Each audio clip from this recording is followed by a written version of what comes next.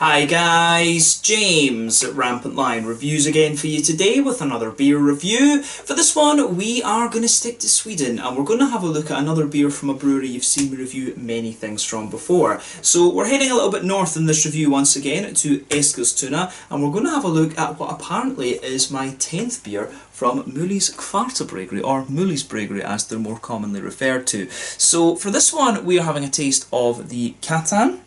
This one comes in at 7% ABV, and this one is an IPA. So this is going to be my first kind of regular IPA from these guys. I've been saying in a few prior videos that I need to have a look at this style from Möllys. I've reviewed black IPAs, I think I've had 2 black IPAs from them now. I've had the Florida IPA, and I think that's about it actually. The other beers have all been, you know, big kind of dark things. But the last beer I reviewed from these guys was the Brown Affy Sugar, which was a really nice Imperial Brown Ale, and I would recommend you try that if you get the chance. But this one, as I say, will be my first IPA. So they're describing this one as a Narak IPA, 7% ABV, and Narak, as far as I can figure, has 2 possibilities. One, it's a village in Iran, or 2, it is the Hindu equivalent of hell. Google told me that before the video. But yeah, going by the artwork in this one, I think it is supposed to refer to the Hindu equivalent of hell. But apparently this beer is hot with Equinox, Citron, Mosaic, bit of a classic mixture when it comes to IPAs, and fingers crossed this turns out to be another very, very nice one. I've had some really good beers from Möllys over the years, so fingers crossed this is another good one. And as I say, curious to try my first IPA from these guys. I'm not sure exactly what kind of IPA it is, but I'm sure we'll find that out when we taste. And one of the things that I really do like about Möllys Brewery is that these guys, their beers, I would say, they're brewed on like such a small scale that you still get that element of a kind of homebrewed vibe about them. They don't come across as overly refined, and I think that's one of the real kind of things, the real kind of charms you have about this brewery, I guess you could say. So I always enjoy taking a look at these different beers from Möllys, and I always keep an eye out for what they're releasing through Systembolaget. But this beer was released as part of the Lokal Småskalig assortment for December of 2020. The 1st of December, I believe, was the exact date, so you should still be able to get this one when this video publishes.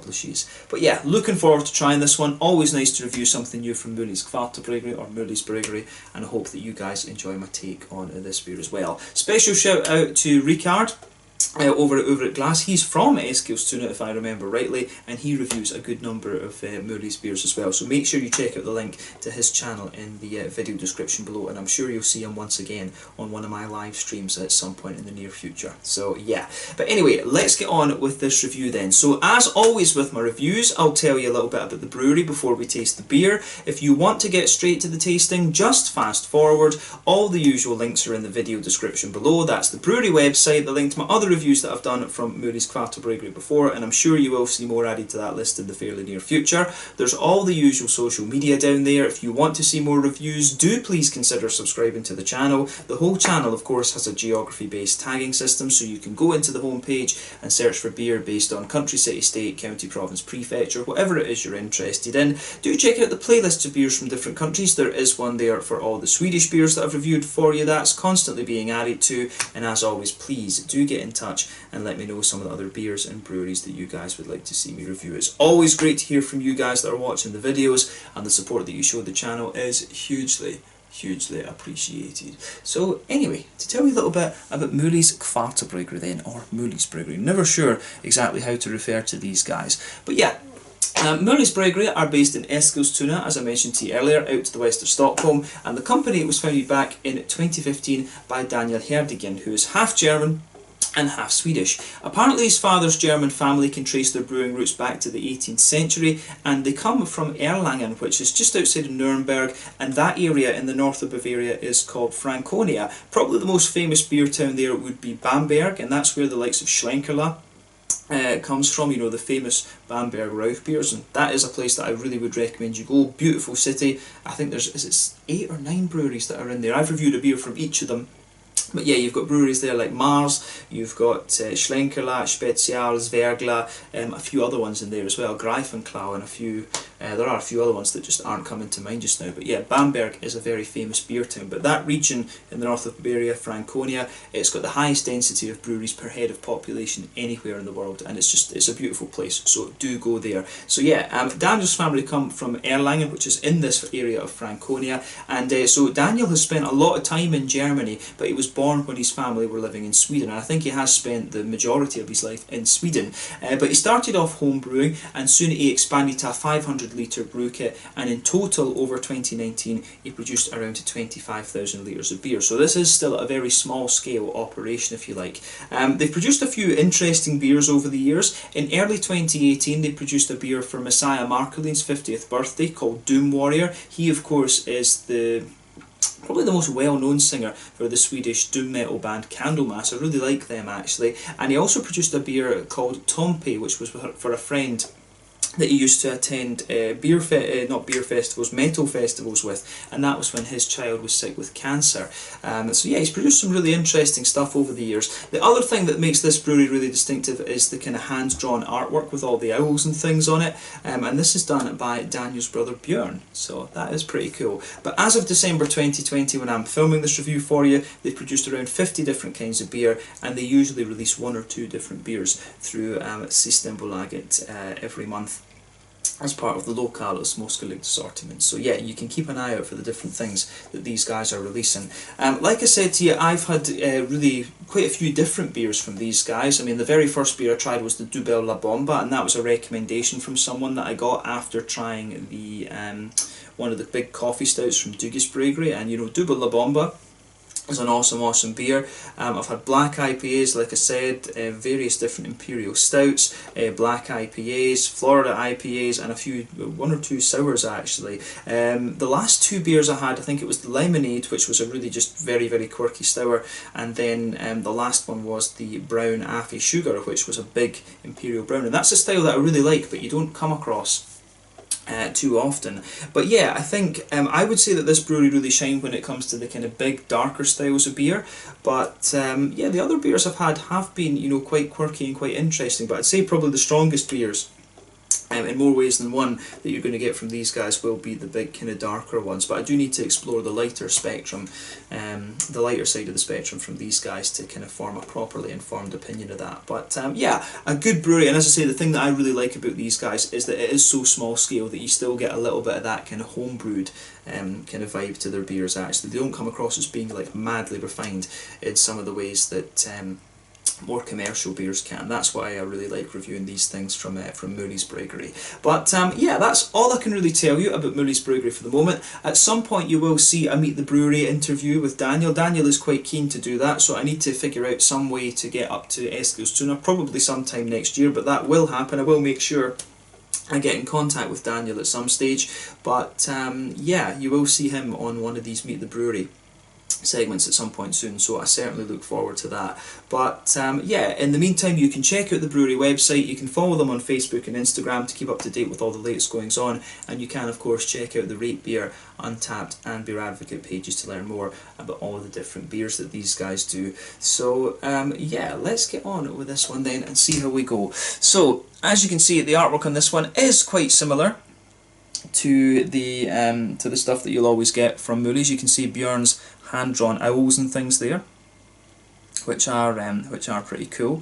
So yeah, I really like how this one goes together in that sense. Yeah, I always like this. So I'm wondering I wonder if Narak has some relevance to the Sikh religion as well. Because I don't think the Hindus wear turbans at all. The Sikhs do, definitely. So this obviously is kind of referring to India in some way. So yeah, I'm wondering if the Narak, it must refer to the Hindu hell, that must be what it is. Because yeah, the Sikhs are mainly in India, and you do have this little kind of Taj Mahal thing on the back here as well, which is pretty cool. But yeah, it says on the side here, Cattan en eldig fruktig IPA, med humlen, equinot, citra och mosaic, blir det inget annat än tropisk hummelsaft. So yeah, with all these hops, it's basically nothing but just a tropical juice. So yeah, serve at 8%. 8%, not 8%, at 8 degrees Celsius. Brain is not working today, but yeah, this one has barley malt in it and wheat malt. It doesn't have oats actually, which is quite interesting. So maybe more of a kind of white IPA, I guess, than a New England. But yeah, a Narrak IPA, 7% ABV. We know the hops in this one quite well. Equinox gives you some really nice limey flavours. That's about 12% alpha acid, if I remember rightly. Citra, mangoes, you know, lots of little tropical fruit complexities in there, and a few kind of lemon limey notes sometimes, and then Mosaic is your more kind of tangerine orangey note there. All three of the hops are American. Citra and Mosaic tend to have like 13 to 14% alpha acid. 330ml can, this one.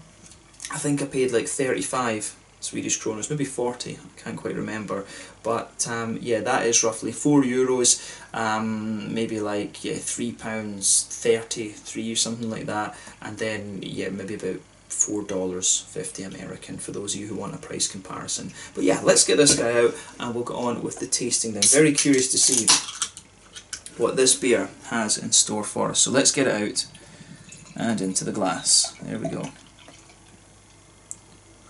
Very curious about this one, as I said. This looks as if it's going to be quite nice. So, there we are, there we are. Yeah, as you can see, and as you would expect, oh, I rinsed my glass just before this and I'm getting the carbonation sticking to the sides again. That's annoying. That's weird like that. Sometimes that just happens when I wash this glass. I clean it and I still get bits of carbonation sticking to the side. But yeah, as you can see when we poured this beer, there was about a quarter finger of a kind of more bumpy white head on this one. I would describe the colour of this beer as a very rich, kind of quite bright yellow. I would describe this as being in line with a sort of mango juice. I always like to compare these more hazy IPAs to different fruit juices, because that's really just what they remind me of. So yeah, this one definitely has a good little bit of haze to it. It is one of the haze. I mean, it's 7% ABV. You know, the thing that you expect with these kind of more hazy type IPAs is that as you go higher up the alcohol scale, you're going to have a little bit more haze to them. And so 7%, to be honest with you, 7% is a little bit of an unusual percentage for an IPA these days. I mean, I noticed that most things tend to either be, you know, an 8%-ish double IPA, or they tend to be like a 6.5% single IPA. 7% is actually a little bit more of a kind of unusual, is a little bit more of an unusual ABV to have on some of these beers these days. Although in fairness, I'm pretty sure I had a 7% IPA from Stigbergers recently, so maybe that statement's not entirely true. But yeah, regardless, this one does have a good level of haze to it.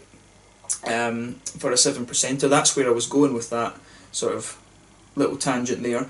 But yeah, the colour of this one, as I say, very much like a kind of mango juice, to be honest with you. But there's nothing overly surprising about this beer in terms of its appearance when you consider what style it is. It does look pretty damn nice actually, and you're getting some really nice aromas off of it. So let's look a little bit more closely at this now and just see how we go. Ooh, that comes across really nicely.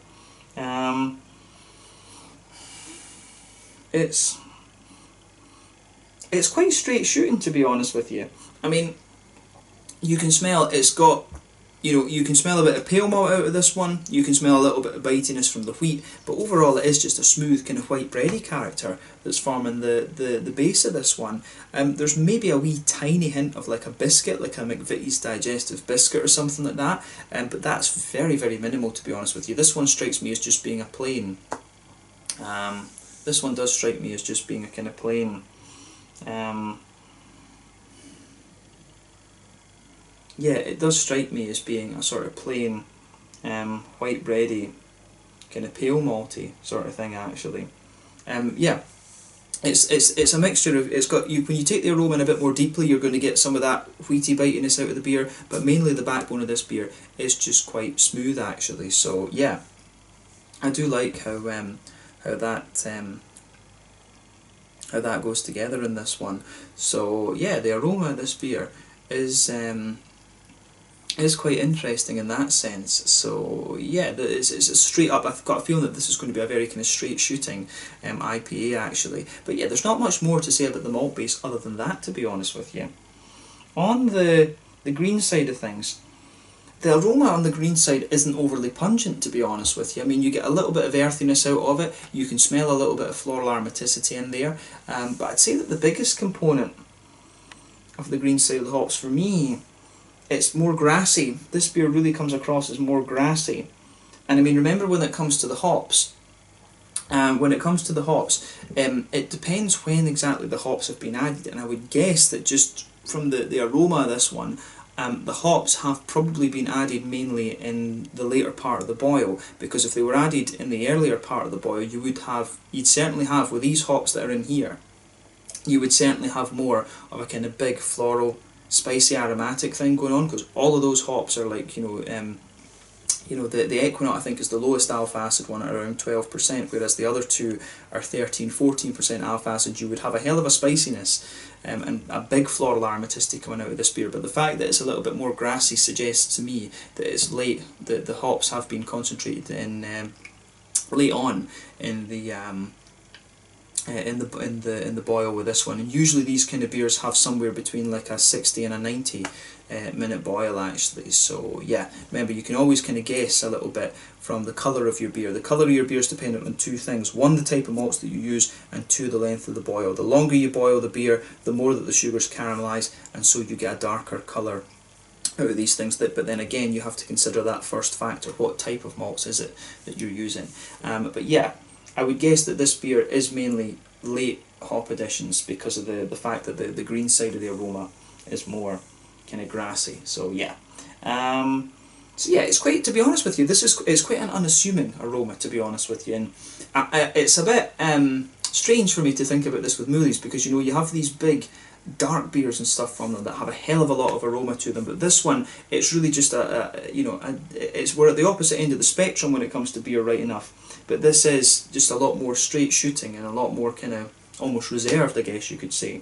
But yeah, the fruity side of things does have a wee bit of complexity to it. You can smell that I think the Equinox and the Mosaic are kind of almost working together in this one. You've got a wee bit of that oily kind of tangerine sort of thing. There's a bit of a limey character in there. The Citra is going to contribute to that limey character as well, although the lime is mainly coming from the Equinox. The tangerines are mainly coming, will pretty much all be coming from the Mosaic in this one. But you do have a little bit of a kind of tropical backbone to that. There's a wee touch of a kind of pungent, a slightly more pungent passion fruit to it. You've got the softer mango in there as well and other things, but I think to be honest, it's the passion fruit, I think, that comes out of the Citra in this one more than anything else. So yeah, it's quite a zesty beer in terms of its fruitiness, and I think that's maybe pushing the grassiness out of the beer a little bit more, but you do have just a little bit of a kind of tropical fruit note coming out of this one as well. So yeah, I mean, it's definitely not as big and bold and stuff in its aromas as I've had from the other ones. It does remind me a little bit of the Florida IPA that I had before, actually. So I'm curious to see how it compares to that, to be honest with you. So let's have a look at this one then and just see how we get on then. This one is the Cattan 7% IPA from Möllys Brewery in Eskilstuna, out to the west of Stockholm. Let's get stuck in. Slange, skål, cheers.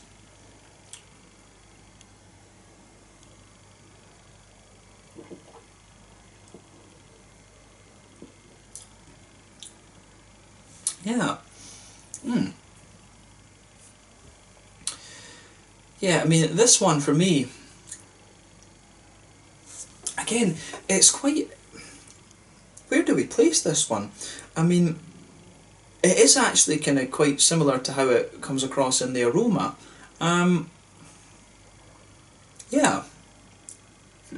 So with this beer, let's just try and break down the flavour of this one, and we'll just let the beer open up a little bit. So straight away with this beer, in the middle of your palate you get that nice kind of smooth, pale malty, white bready sort of thing going right across the middle of your tongue. You can feel as you go towards the back third of your palate, you can feel there is a little bit more of a kind of wheaty, bitey sort of thing coming out of this one. And I do like how that goes together, to be honest with you. I do like the fact that the beer has a wee bit more of a kind of bitey thing, to be honest.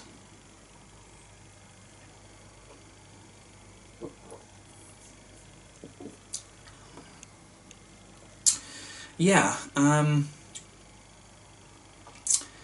This one for me is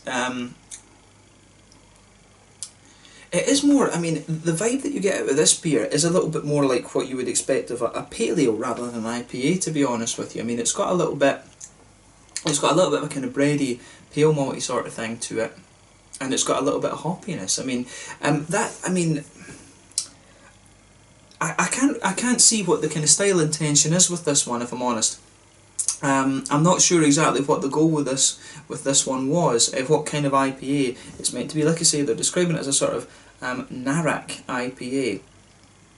And as I say, unless I'm kind of missing something, and Narak is maybe like maybe it's some kind of Indian food as well, actually. So maybe it's based on something like that. You know, maybe it's a style. Maybe there's a sort of sub-style of IPA or something over in India, because I know there are quite a few brew pubs and things over there these days. But this one, I'm struggling to see what sort of category this beer fits into, to be honest.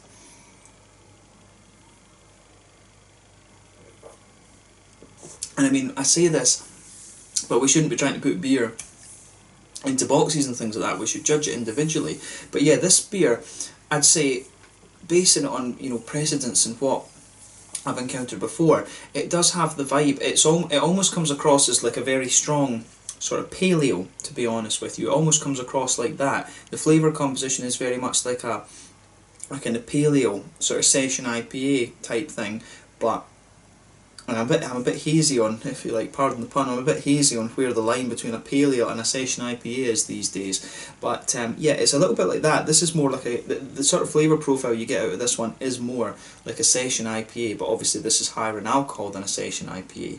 So yeah, I'm not sure. I mean, it's the first time I can say quite a lot of these Möllys beers are quite quirky, but with this one, I'm not sure exactly what the aim with this one was, to be quite honest with you. I have to just say that about this one.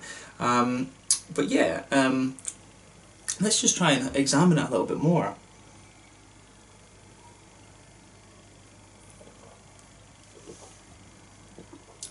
So yeah, as I say, middle of your palate, you get a good bit of that kind of pale malty quality there, blankets in the middle of your tongue. As you go back onto the back third of your tongue, the sort of bready notes just thicken up a wee bit. The malt base overall in the base, it does have a little bit of crispness to it, and you get more of that wheaty bitiness on that back third of your tongue there, which is quite nice. So yeah, it really does have a little bit of that kind of crisp, pale malty, wheaty sort of thing. It is almost a little bit like a white IPA in some ways, to be honest with you. There's not too much else to report on the malt base with this one. But yeah, in the back corners of the palate, you've got a nice little bit of you've got a nice little touch of earthiness in there, and as you move further forward on this one, you do get a wee bit more. You get a wee touch of herbal quality, a sort of earthy herbal sort of thing, and as you reach the front corners of the palate, you do have a nice little bit of a more kind of floral, aromatic side of thing coming out of this one. But yeah, around the front curve of the tongue, you do get a little bit more of a grassy character, and in fairness, pardon me, this beer is quite it's quite zesty in that sense. You do get quite a bit of zest out of this one.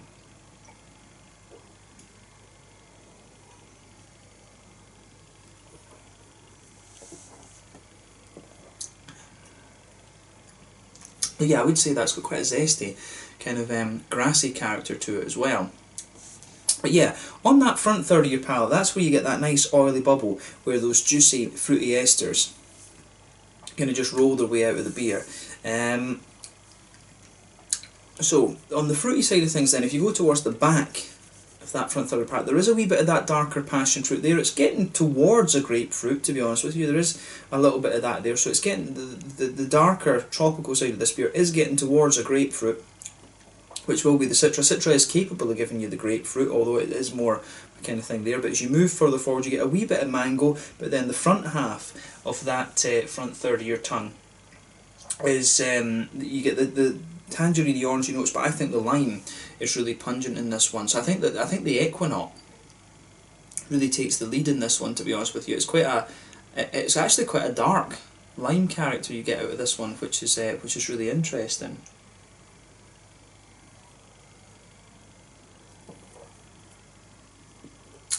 So yeah,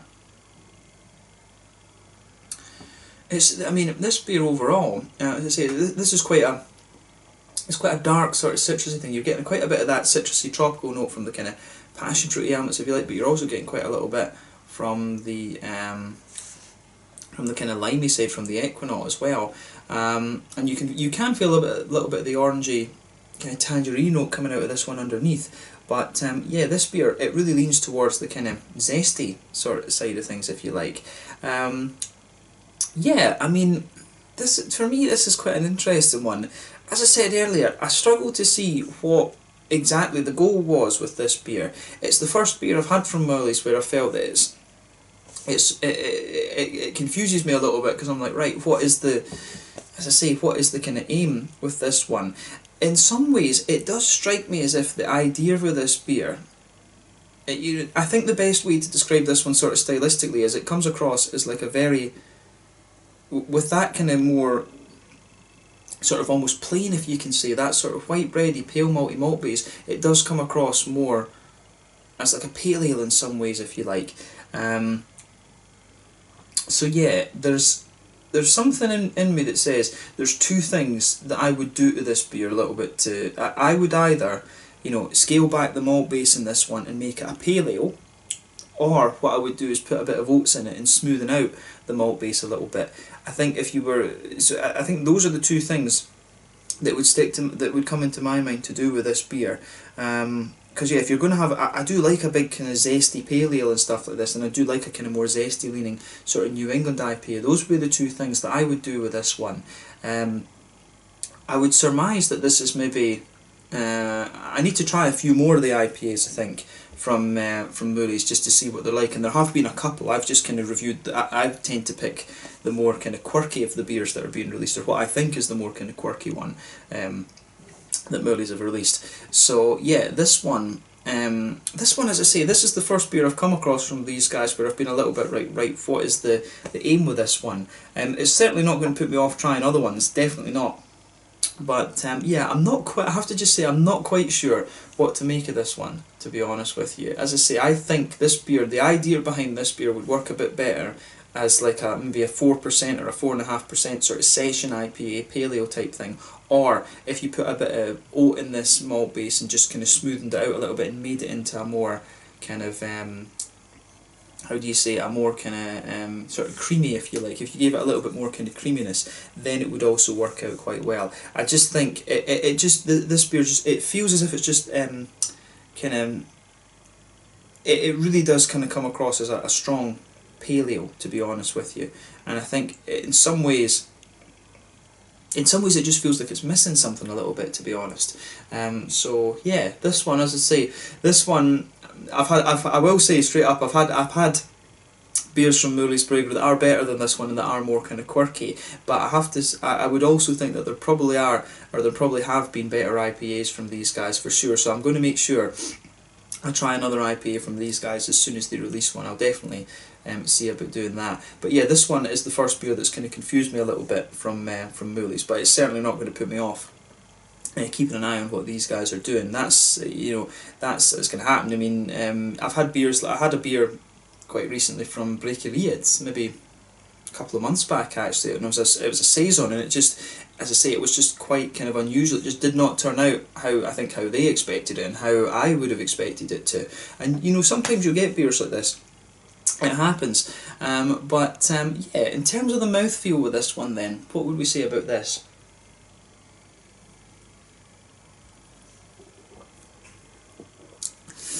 I'd say that this beer, I want to say it's kind of bottom end of mid-bodied. So maybe more middle of the spectrum, I think. It's a more accurate description. The carbonation's quite smooth. The beer does have a good little bit of slickness to it. I would say that it's quite an oily thing as well. There is a bit of an oily character to this one too. In terms of hoppy bitterness and things, this one's a bit difficult to place in that sense too. It's maybe about 40-ish IBUs. This is my weakest point when it comes to reviewing beers. It's maybe about 40-ish IBUs. It does have a wee bit of bitterness that lingers in there, but at the same time that might be the zestiness actually, because this beer really is a bit of a zesty beast in a sense. It is a little bit zesty. I would say. But the malt base, like I said, is quite plain and kind of straight up. It's got a little bit of crispness to it, as I mentioned earlier, and as I say, the fruits are quite oily and again quite slick, and they've got a good little bit of zestiness to them as well. So yeah, this has been an interesting beer to try. It certainly has been an experience, and that's one thing you can always say that you'll get with Möllys. You will get things that kind of test your palate and make you think a little bit.